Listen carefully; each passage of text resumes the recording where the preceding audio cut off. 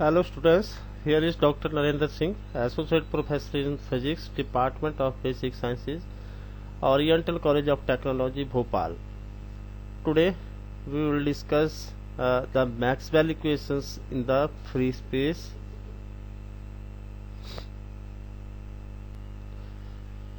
So the topic of this presentation is your Maxwell equations. So Maxwell equations are nothing but these are the set of the four basic laws which governing the electric field as well as the magnetic field, and these laws describe the complete behavior of this electromagnetic field. That means we can by using these equations we can determine the behavior of electric field and the magnetic field. So the first equation of this Maxwell. So in the first equation, first of all we have the surface S in which the charge is your Q. Then according to the Gauss's law, the amount of the flux in that particular surface is equal to, that is your E dot ds is equal to Q upon epsilon naught. So here after cross multiplication we can write it as, that is your epsilon naught E dot ds is equal to Q. So this epsilon naught E is nothing but that is the displacement vector, and it is represented by D. So we can write it as D dot ds integration, that will be equal to Q. Or this we can write this the charge in terms of your volume charge density. So that is equal to Q is equal to rho dB. So total charge is your triple integration of your or the volume integration of your this rho dB. So we can write it as surface integral of D dot ds is equal to volume integral of rho. So by using this Gauss's divergence theorem, in which nothing, the Gauss's divergence theorem is equal to the surface integral of any vector field is equal to the divergence of the that particular volume integral of the divergence of that particular field. So we can write it as, so triple integration of del dot d dV is equal to volume integral of your rho dB. Or from this equation we can write it as del dot d is equal to rho, which is nothing, that is your Maxwell first equation.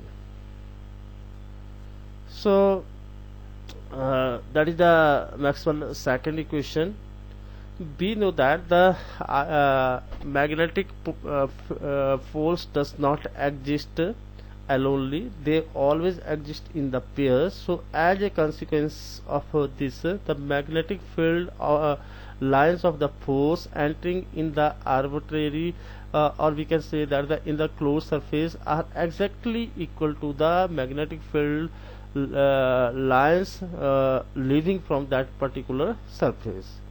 So in a closed surface we can write it as, that is the magnetic flux is equal to 0, that is your V dot ds integration is equal to 0. By using this Gauss's divergence theorem we can write it as, that is the volume integral del dot V dV is equal to 0 or del dot B is equal to 0, which is nothing, that is the Maxwell second equation. Similarly we have the Maxwell's third equation.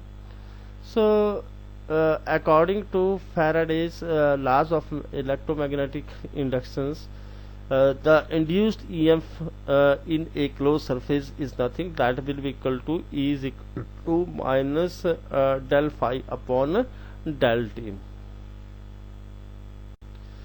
Or we can write it as phi is equal to that is nothing, the flux is equal to V dot ds.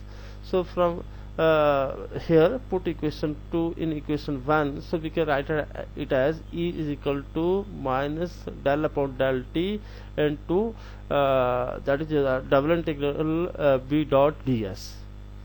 So now the induced EMF is nothing, that is equal to the work done in the closed loop. So we can write it as, that is your E is equal to that is your E dot dl integration. So after comparing equation 3 and 4, we can write it as integration E dot dl is equal to minus del upon del t, so into surface integral of V dot ds. So using the Stokes theorem, which is nothing, that is the curl of any field will be equal to the line integral of that particular field. So we can write it as, so double integration of del cross E dot ds is equal to minus del upon del t into double integral of V dot ds, or we can write it as del cross E is equal to minus del V upon del t, which is nothing, that is your Maxwell's third equation. So now we have the Maxwell's fourth equation.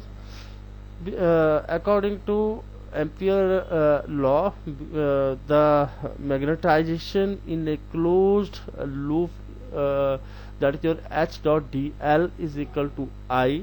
So here we can write it as I is nothing, so current density will be equal to that is your current per unit area, so we can write it as I is equal to J dot ds. So from equation 1 and 2 we can write it as, so H dot dl in a closed surface is equal to J dot ds. So using Stokes theorem, which is nothing, that is the surface, that is the curl of the any field or the vector field will be equal to the line integral of that particular field. So we can write it as, so double integral del cross H dot ds is equal to double integral J dot ds, or we can write it as del cross H minus J is equal to 0. So by taking the divergence on both sides, so we can write it as del dot del cross H minus del dot J is equal to 0. Here we know that the divergence or the curl divergence of curl of a vector field in a closed surface is equal to 0. So we can write it as del dot J is equal to 0. So this is nothing, this equation is applicable in the steady field. So in general cases we have to modify the above equation.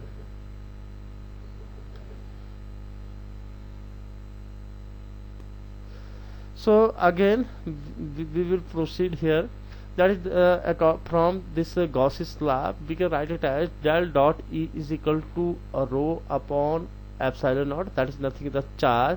So by differentiating on both sides we can write it as and the cross multiplication we can write it as del dot epsilon naught del E upon del t is equal to del rho upon del t. Now adding del dot J on both sides, so we can write it as del dot J plus del dot epsilon naught del E upon del t is equal to del dot J plus del rho upon del t. Now this right hand side is nothing but that is the equation of continuity, and which is will be equal to 0. So we can write it as del dot J plus del dot del D upon del T is equal to 0. Here this epsilon naught E is nothing, that is the displacement vector.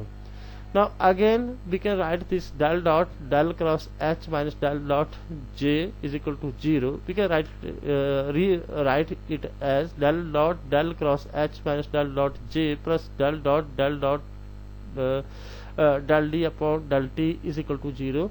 So from here we can write it as del cross H is nothing, that will be equal to J plus del T upon del D upon del T, and which is nothing, which is the fourth equation of your Maxwell. So I hope you can learn a lot from this lecture. So thank you very much.